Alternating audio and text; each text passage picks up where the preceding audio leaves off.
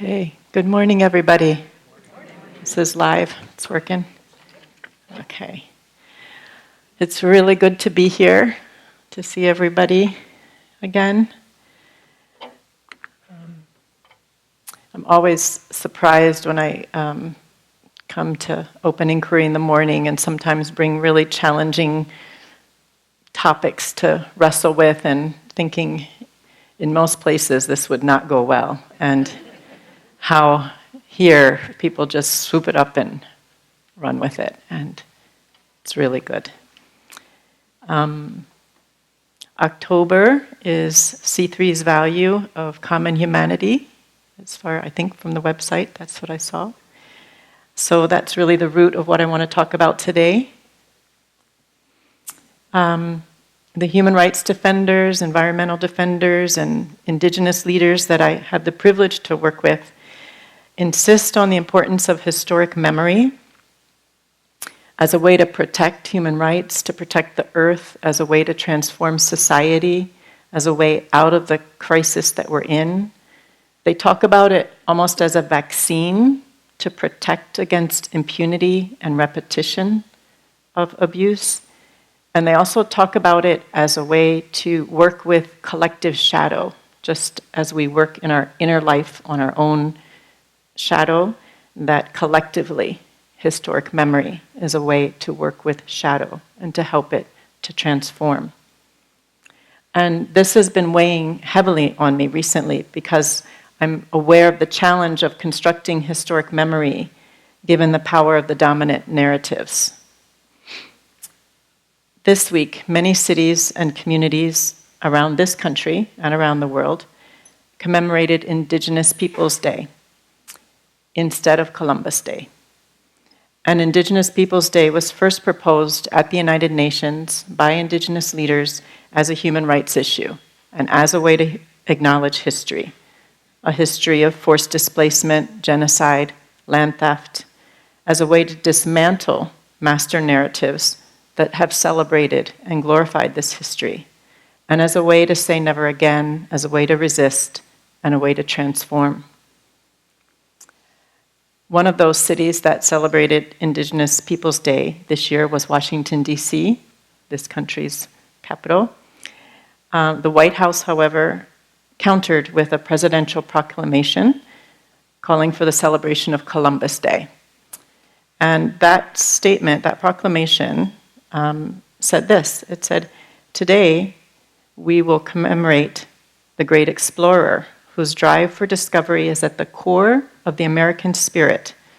The bold legacy of Columbus spun a thread that weaves through the extensive history of the United States."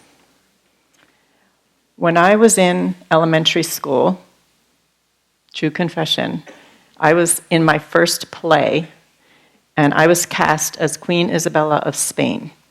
And I still remember that fancy dress and this big crown and paper chain necklaces. And together with King Ferdinand and a few bishops, we commissioned Columbus and set him off to conquer the New World and to bring us back the gold and the riches. And this is what we were taught, and this is what we were taught to celebrate. And it was what was reasserted in the proclamation this week from the White House. But what we weren't taught in that play, and what I wasn't taught in that history class, is that at the core of the spirit was something called the Doctrine of Discovery, which was formulated in the 1400s through a series of papal edicts based on white Christian supremacy that provided the spiritual, political, and legal instrument for the conquest of the Americas to justify slavery, forced displacement, and genocide, land theft, extraction of resources. And that this doctrine is still operative in the US legal system, policy, and spirit. In all of the organizing spaces and networks that I participate in, what we hear consistently from communities throughout this continent that are on the front lines of struggles to protect the earth is the urgent message that this colonial project never ended and that it is a root cause of the current crisis, whether it's at our border or climate change. And that if we are to be allies with those most heavily impacted, we need to learn about it, we need to dismantle it, and all the policies that have emerged from it. Manifest Destiny, Monroe Doctrine, the Alliance for Security and Prosperity, which is the policy in Central America right now. War on drugs, neoliberalism, unlimited economic growth. I just returned from DC again. We were at the Inter-American Commission and for other meetings. And people have been trying to get this message across for years in the Inter-American system. They talk about war zones, colonialism, repression, militarization, extractive industries. They talk about reconquest. They talk about the ongoing colonial process. And this year, it was more of the same. The one new thing was that they put the word hyper in front of all of those words. And they said, it's getting worse, we're out of time, the Amazon is on fire now. And they agree with historian Roxana Dunbar-Artis in that acknowledging the reality of US history and current policies is central to stopping the ongoing colonial process of the United States as a socioeconomic and political entity. And they say it's a human rights issue, it's a way to protect the earth, to transform our crisis. And so here we are in Grand Haven, Michigan, on Columbus Avenue, on the week of Indigenous Peoples Day. And I wanted to explore this question.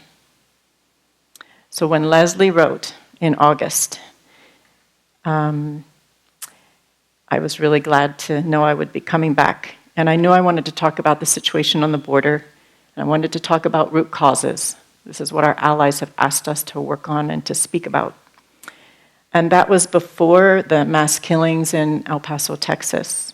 It was before the ICE raids, day later in Mississippi, on the first day back to school for the children of those workers who were rounded up in one of the largest sweeps in US history. And it was before I knew that C3 was sending a delegation to the border. It's before I had heard from Nancy about that. And it was before I knew more recently that that delegation is not going to the border due to the impact of a new asylum ban and new layers of militarization that are pushing that US border deeper into Central America, trapping people in a crisis that the US bears a high level of responsibility for creating. So here in the United States, the situation in the border is framed as an immigration crisis at best. From there, it deteriorates into invasion, infestation, illegal aliens, irresponsible parents, dirty people, bad hombres, terrorists, a threat to US culture. And this is news. This is headlines. This is every given night. And what never makes the news is the history or the root causes, the policies, past and present, that are driving people to flee. What never makes the news is how US power crosses borders illegally every day. And so on a recent congressional delegation to Honduras in August, Representative McGovern, who is an ally and has been since the 80s, said very clearly that our own economic and foreign policies contribute to the violence and poverty driving migrants out of their homes. And if we really want to deal with the crisis, we need to study our own history. And when I returned from Central America a few years ago, I was so fortunate to find this community that was so willing to listen and to learn about this history from someone who was so shocked to see it repeating again.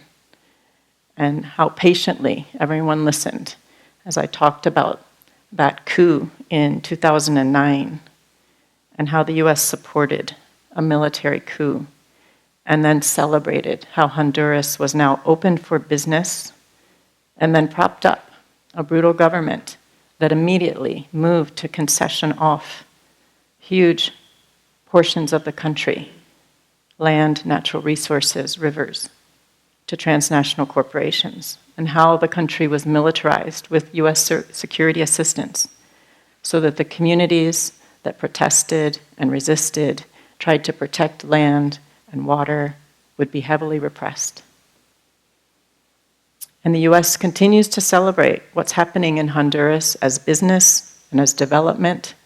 It is part of a US plan for the whole Northern Triangle, Guatemala, Honduras, and El Salvador, which is a US geopolitical military term. No one in the region uses that term. That was imposed. And that plan is called the Alliance for Security and Prosperity. This is the plan that's been funded and been going on for years now, since the coup. And the reality that it has generated is exactly the opposite: poverty, dispossession, and hyperviolence. And then it was the children of Central America that brought it to our doorstep. In 2014, 60,000 unaccompanied children crossed the border seeking protection.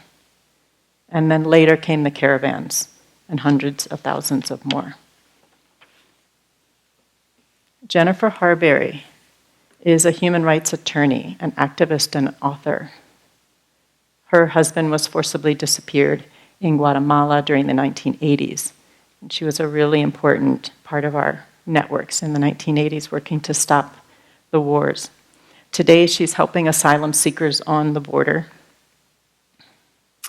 And she writes, "The army leaders that carried out the worst of the dirty wars in Central America are still in de facto power, and now they are cartels. The United States trained them, we taught them torture, we fund them, we arm them, and together they are devouring the countries, using the same terror that they used before. That's what's driving hundreds of thousands of people to flee. No one can survive there anymore. Once again, everyone is roaring north." And this linkage between the US wars in Central America in the 80s and today's cartels is also part of our history that people in Central America are asking us to acknowledge. Because a major pillar of US policy in Central America is the war on drugs today. That's the security piece. And several floors of our State Department are dedicated to this war, and millions of dollars in US security assistance go to that war. And they also go to state security forces in those Northern Triangle countries, which human rights organizations have documented for years, are doing three things: providing protection for transnational corporations that are taking land, water, and resources, repressing communities when they resist or try to protect the land, and running drugs. OFRANE is the Organization of Afro-Descendant Peoples in Honduras, and their territories have been overrun by drug trafficking and forces people out. They say the war on drugs is a farce. It's a cover for a war on the people, for the sacking of our territories, the taking of our land in the ongoing colonial process. For the last 2 weeks, the brother of the president of Honduras has been on trial in federal court in New York City on charges of arms and drug trafficking, of having moved multi-ton loads of cocaine into the United States on pallets, by land, by air, and by submarine, and that the pallets were all stamped with his initials, TH. He wasn't worried about being detected. That was all moved with the support of state security forces of Honduras that are fully backed by the United States government. And the president of Honduras in that trial was named as a co-conspirator in what they call a massive state-sponsored drug trafficking operation.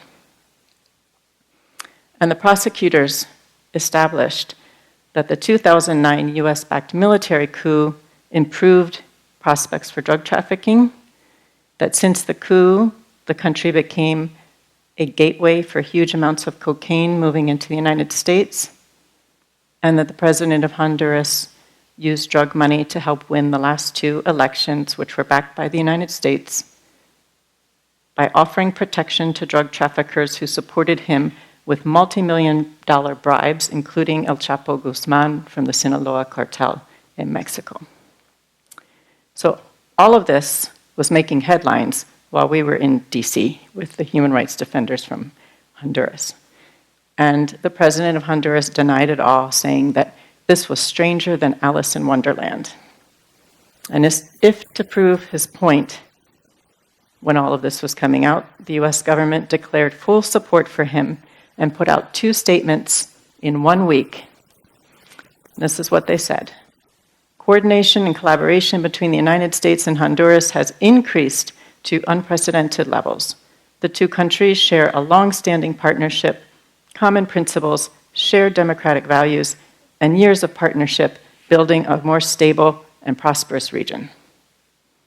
And there we were, in meetings with US policymakers, our friends and human rights defenders from Honduras who are putting their lives on the line every day to protect people on the ground, leading nationwide protests that have been going on for months, calling for the removal of a narco dictator that the US is fully backing while saying that it's working on a war on drugs, security, and prosperity. And those human rights defenders had one thing to say. They said the Alliance for Security and Prosperity and the war on drugs is a farce. It's a war on the people. It's a war on the land. That's why people flee. That's why people are roaring north. Your government says that our people in your detention centers and ice boxes and separated from their children are illegal. But what about what your country is doing in our country? And in one of those rare moments, no one tried to push back or justify anything. They just acknowledged that something was terribly wrong and that they needed to learn a lot more about the reality of US history and current policy. There's an organization called Physicians for Human Rights, and they recently published a study on the children that are fleeing Central America. And they found that they suffer multidimensional recurrent sustained trauma. And the title of their study is, "There is no one to protect you." And that's the case for these kids. Guadalupe Ruelas is a Honduran friend who works at the Casa Alianza, which is a center that works with children at risk. And he said recently that the unaccompanied children who are being deported back are in terrible shape. He said they won't talk to anyone. They just cry and cry. He said there are parents, mostly women, who went with their kids to the US to ask for asylum. They were detained, the kids were separated from them, and those children are heavily traumatized.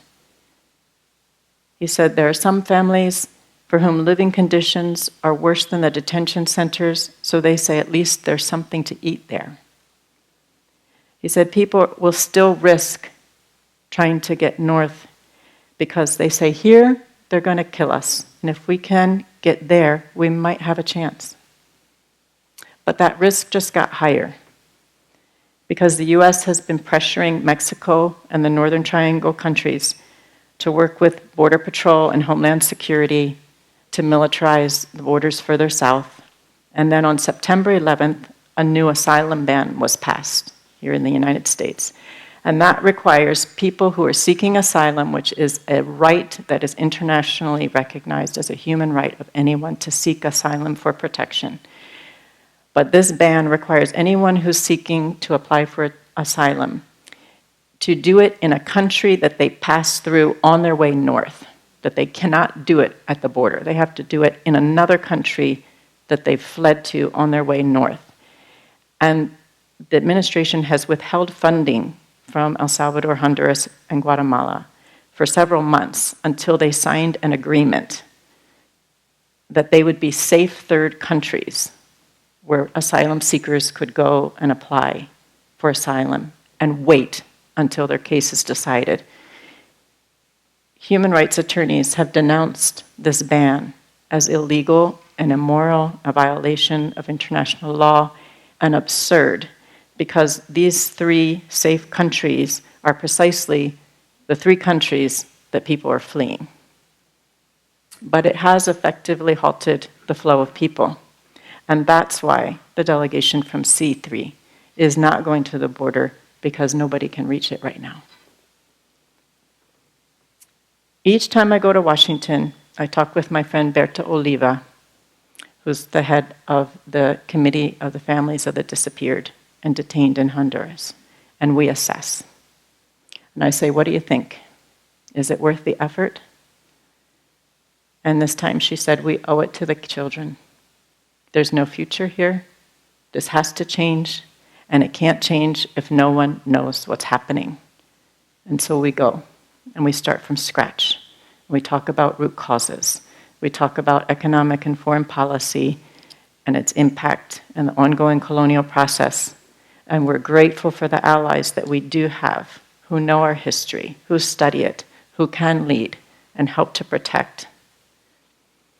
And there are these moments that catch us by surprise when we do feel the support and the accompaniment and the efforts of so many working to deepen historic memory from the bottom up, to acknowledge the reality of US history, to transform society, and to transform the crisis that we're in. And I just wanted to share a few of those moments from just the other week. We were in Arlington, Virginia at one point, across the river south of DC. It's the thick of Pentagon City, Pentagon everything. And the major point of reference and thoroughfare there is the Jefferson Davis Highway. Everything you have to orient around this highway. It's named after a Confederate hero from the Civil War. And so one day we were on foot and I had directions and we're walking and I couldn't find this Jefferson Davis Highway. And we're going round and round, and finally I saw a Bank of America and a security guard standing outside, and I said, I'm lost and these are my directions and I should be on Jefferson Davis Highway, I can't find it. And he said, you're not lost, you're good. And I said, but this isn't Jefferson Davis Highway, it's what I'm supposed to be on. And he said, ma'am, that's all changed. This road has a new name. We're not having streets named after Confederate war heroes anymore. It has a new name. In August, Speaker of the House Nancy Pelosi led a high-level bipartisan congressional delegation to the border and to Honduras, to the Northern Triangle as well. When they got to Honduras, they did not meet with the president of Honduras, but they did meet with the family of Berta Cáceres, her children, her mom. The delegation met with my friend Berta Oliva. They met with Guadalupe Ruelas, who works with the kids. They met with many others who we asked them to listen to. And they listened. I said, how did it go, Berta? I said, did they give you like 3 minutes each? That's the normal. She said, they listened to everything we needed to say. And they acknowledged responsibility. And we were looking forward to a follow-up meeting in DC when we were there. But that week, her office was opening an impeachment inquiry, drawing a line, saying we're not having this anymore. And we agreed that was the best follow-up meeting we could have had. And throughout that week in DC, on all the TV screens and all the congressional offices, on the front pages of the newspapers, in this center of power, was 16-year-old Greta Thunberg, a young woman who acknowledges history, the ongoing colonial process, who uses her privilege in terms of colonial difference to confront abuse of power and confront the violence that is taking the lives of so many beings. And she spoke to the UN and the leaders and the people of the world, and she said, this is all wrong. People are suffering and dying, and ecosystems are collapsing, and all you can talk about is money and fairy tales of eternal economic growth. How dare you? We're drawing a line. Change will come, like it or not. And then she went to Standing Rock, and she met with Tokata Iron Eyes, a young Indigenous woman who at age 12 was mobilizing support for water protectors that were fighting to stop the Dakota Access Pipeline in that ongoing colonial process that is still operative in the US legal policy system and spirit. And she said, we are at the edge of a cliff in regards to our timeline to save this planet, and Indigenous peoples will be the one to lead the movement off the edge. And then just this week came news of uprisings throughout South America, where social movements in Brazil, Ecuador, Peru, Colombia are protesting neoliberal policies, the international financial institutions, US trade negotiations that are going on with their governments. And my friend Tupac from Arizona, who's with the Continental Commission, Abyayala, which is their name for what we now call America. He sent me a message from Ecuador, where Indigenous peoples are leading those protests for over 2 weeks, and where the government has had to flee the capital. And in their statement, they say, in the 1500s, it was the Doctrine of Discovery. And in 2019, it's the same colonial regime of domination, but now it's called development. We call for the repudiation of the Doctrine of Discovery in the national, international justice systems, as it violates human rights, the rights of Indigenous peoples, and Mother Earth. Friday afternoon, Tony Hernandez, that brother of the president of Honduras, was convicted of all counts of state-sponsored arms and drug trafficking that has been enabled by the US for the last 10 years, and that has driven hundreds and thousands of people from their homes in Central America. And if you listen to the news on any given night, you will never hear a single word. We must study our history and know our current policy. I want to close with a poem that I had brought for the delegation that's going to the border. And I still want to give it to the delegation that was going to the border and may go, if it's needed again.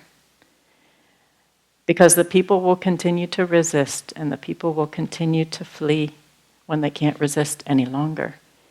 But they won't be able to reach this border anymore. And we won't hear a single word about them. And we won't see their faces anymore. But there are ways we can still lend a hand. We can study our history and current policies. We can try to be allies of those who are most impacted. We can work to dismantle the Doctrine of Discovery and its spirit. Most major denominations have issued statements of repudiation. There are study guides that we can use to learn about it.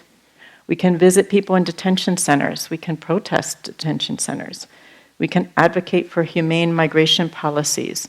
We can advocate for the Berta Cáceres Human Rights in Honduras Act. It is still in Congress pending passage. It has 73 co-sponsors and 250 endorsing organizations.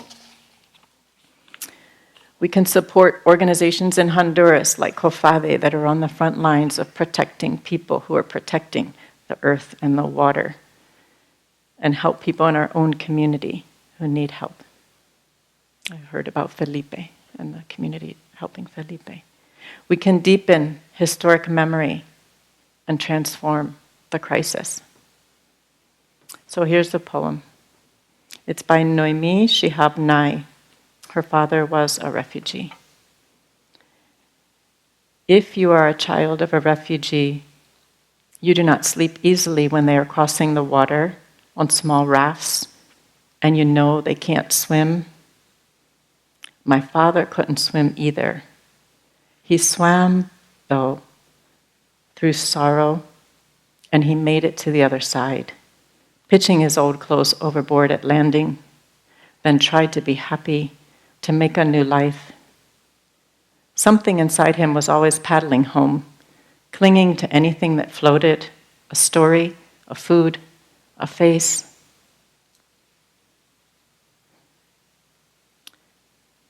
They are the bravest people on earth right now. Don't dare look down on them. Each mind, a universe, swirling as many details as yours, as much love for a humble place. Now the shirt is torn, the river too wide for comfort, and nowhere to receive a letter for a very, very long time. And if we can reach out a hand, we better. So thank you, C3. Thank you, Nancy, and everybody who was going to the border. Thank you for being willing to go, to lend a hand, to acknowledge history and root causes, to protect the earth, to affirm our common humanity. Thank you for always reaching out your hands. You make us better. Thank you.